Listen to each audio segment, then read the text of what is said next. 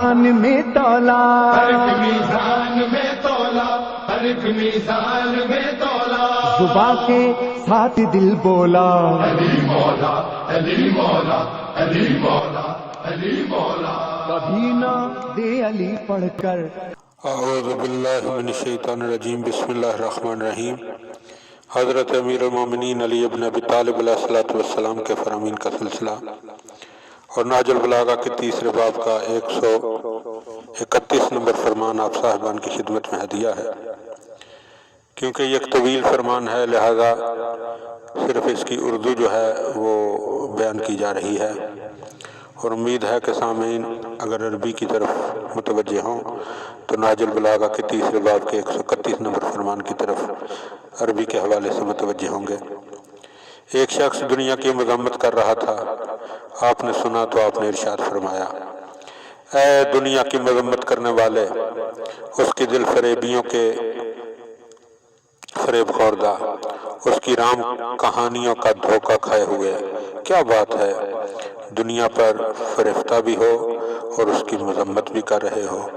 کیا تم اس پر گناہ کی تہمت لگا رہے ہو یا وہ تمہیں مجرم ٹھہرا رہی ہے؟ اس نے تمہیں کب متوالا کیا یا تمہارا دل لبھایا؟ کیا اس وقت جب تمہارے آوا سال خوردہ ہو کر ڈھیر ہوئے، یا اس وقت جب تمہاری مائیں من و مٹی کے نیچے ہمیشہ کو سو گئی؟ کتنے ہی بیماروں کی تم نے رویے سے خدمت کی اور کتنے ہی مریضوں کی ہاتھوں تیمارداری کی۔ تم چاہتے تھے کہ وہ شفا یاب ہو جائیں اور ان کے علاج کے لیے اتباع سے مشورے طلب کرتے پھرتے تھے، وہ بھی اس دن جب تمہاری تگ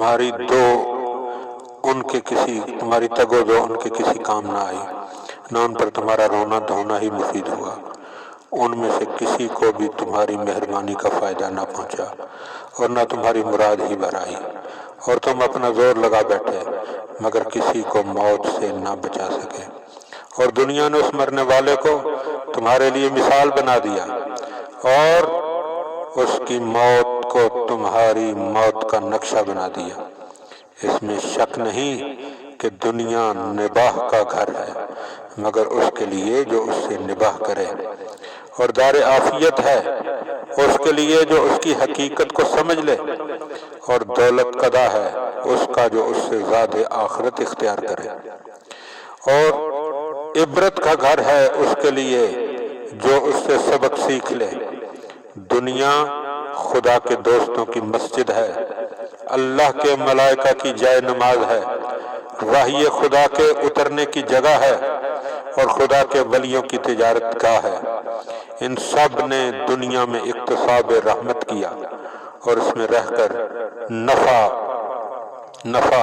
میں جنت حاصل کی۔ تو کون ہے جو اس کی مذمت کرے؟ حالانکہ اس نے اپنی جدائی کا اعلان کر رکھا ہے اور ساتھ جوڑنے کا ڈھنڈورا پیٹ رکھ دیا ہے، اور دنیا اور اہل دنیا کی فنا کی خبر دے رکھی ہے۔ چنانچہ اس نے اہل دنیا کے لیے اپنی مصیبتوں کو اخروی مصیبتوں کی مثال بنایا اور اپنی مسرتوں سے انہیں آخرت کی مسرتوں کا شوق دلایا۔ ترغیب و ترہیب اور تخفیف و تحذیر کے لیے شام کو امن کا پیغام سناتی ہے تو صبح کو ہنگامہ برپا کر دیتی ہے۔ لہذا ندامت کا دن چڑھا تو کچھ لوگ اس کی مذمت کرنے لگے، اور قیامت کا دن آئے گا تو کچھ لوگ اس کے گن گائیں گے۔ ان لوگوں کو دنیا وقتاً فوقتاً آخرت کی یاد دلاتی رہی، چنانچہ انہوں نے اس یاد کو دل میں جگہ دی، اور دنیا نے انہیں جو خبریں سنائیں انہوں نے اس کی تصدیق کی، اور دنیا نے انہیں نصیحتیں کی تو وہ نصیحت اندوز ہوئے۔ دعا ہے کہ خداوند عالم ہمیں اپنے مولا کے ان فرامین کو سمجھنے اور ان پر عمل کرنے کی توفیق عطا فرمائے. اللہم صلی علی محمد و آل محمد. علی مولا علی مولا علی مولا علی مولا. کبھی نہ دے علی پڑھ کر کہو یا فاتح خیبر.